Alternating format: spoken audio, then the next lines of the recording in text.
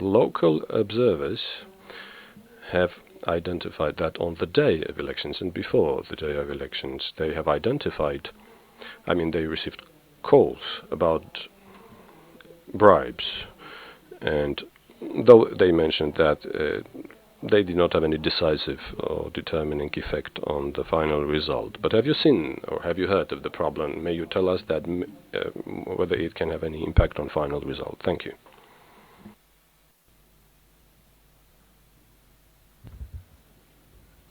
Thank you. Sorry, and thank you very much for your question. We have heard allegations of certain activities taking place, certain abuses in terms of the electoral process. We're also aware of isolated incidents being reported. Anything that we observe or that is claimed to us, we of course take very seriously and we review thoroughly. But it's also important that the authorities where official complaints have been made follow up on those complaints, and as part of our work we will continue here to monitor that complaints and appeals process, and that will then feed into our final report, which will come in 2 months. But in terms of what we saw, again to repeat on election day, we saw that procedures were followed. We saw in the polling stations that the election day procedures and the vote we could assess as generally positive.